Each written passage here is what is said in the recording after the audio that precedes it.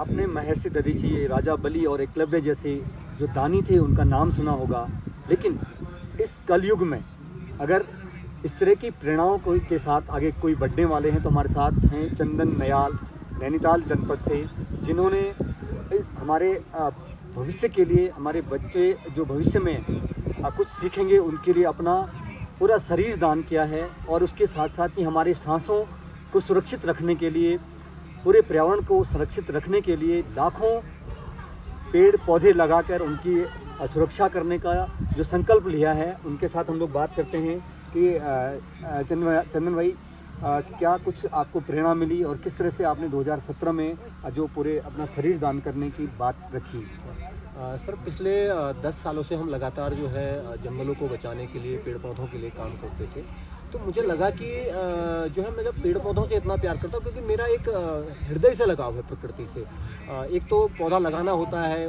ये सारे काम होते हैं, लेकिन मेरा जो है प्रकृति से और पेड़ पौधों से बड़ा सुंदर सा लगाव है। तो मैंने सोचा कि भाई क्यों ना जो है मेरे मरने के बाद ही मेरे लिए एक भी पेड़ ना कटे। तो इसलिए मैंने अपना शरीर जो है 2017 में मेडिकल कॉलेज सुशीला तिवारी को डोनेट कर दिया था कि आने वाले भविष्य में जो है मेरे लिए एक भी पेड़ ना कट सके। किस तरह से देखते हैं आपकी, क्योंकि पर्यावरण हम सब के लिए बहुत ही महत्वपूर्ण है, हमारे जीने के लिए सबसे बड़ी महत्वपूर्ण है, लेकिन आज हम अपनी सुख सुविधाओं के लिए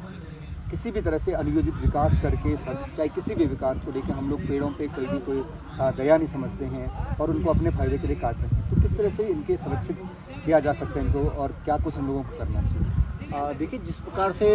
कहा जा रहा है कि भाई विकास होना चाहिए, तो विकास हमारा जो है प्रकृति के साथ होना चाहिए, क्योंकि हमारे जो बुजुर्ग थे, हमारे जो पूर्वज थे, अगर हम उनको देखते हैं तो वो प्रकृति के साथ जुड़कर वो जो है उन्होंने विकास किया था अपने। आज देखिए, हम अपने शरीर भी हमारा सही होता था, धारे तक जाते थे, नौले तक जाते थे, वहाँ से पानी लेके आते थे, सर में पानी लेके आते थे, तो ये सारी चीज़ें जो है रहती थी, अपना शरीर भी बनता था। लेकिन आज क्या हो गया, हम इतने सुख सुविधा में रह गए कि हम पैदल भी नहीं चल रहे हैं, मतलब अपने घर तक हमें गाड़ी चाहिए, अपने घर तक सारी सुख सुविधाएं चाहिए, हमारे किचन के अंदर जो हमें पानी चाहिए, तो ऑटोमेटिकली हमें बहुत सारी बीमारियां होंगी, ये सारी चीज़ें होंगी। तो कहीं ना कहीं हमको ये देखना चाहिए कि प्रकृति के साथ कैसा विकास हो सकता है, इन पर हमारे नीति निर्माताओं को कार्य करना चाहिए, विचार करना चाहिए, और उसके बाद जो है सुनियोजित विकास करना चाहिए। अब तक आपने कितने पेड़ पौधे लगाए हैं, किस तरह से आप लोग काम कर रहे हैं? देखिए, पिछले 10 सालों में लगभग 58,800 पौधे जो है हम स्वयं के प्रयासों से लगा चुके हैं, और विभिन्न संस्थाओं के माध्यम से, NGOs के माध्यम से लगभग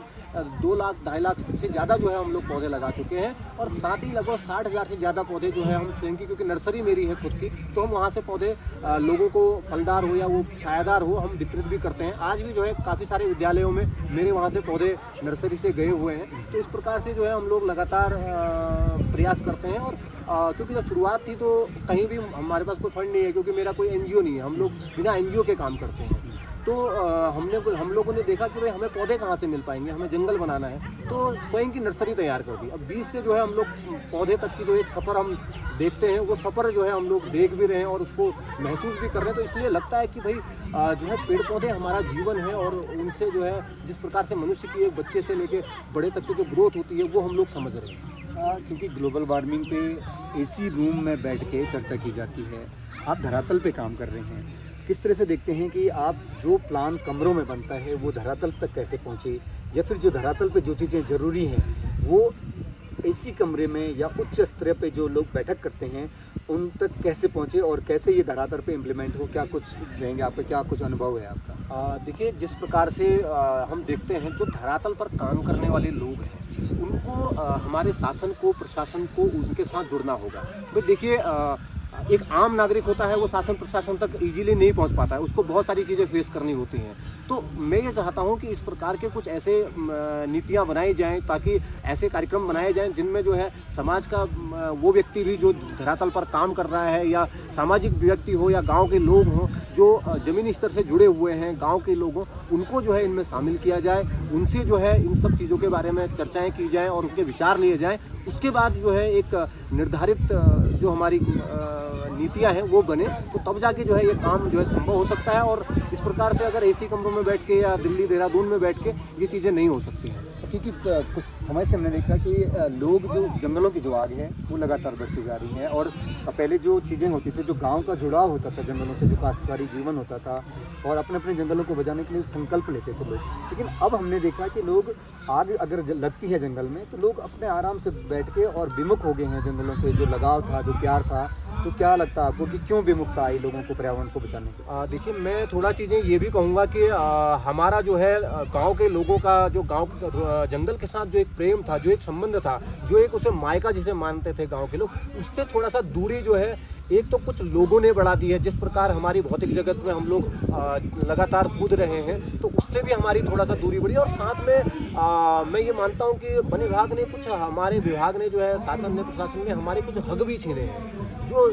पहले हक हकूक हमें मिलता था, गांव के लोग हक हकूक लेते थे और अपने जंगलों को बचाने का प्रयास करते थे, तो वो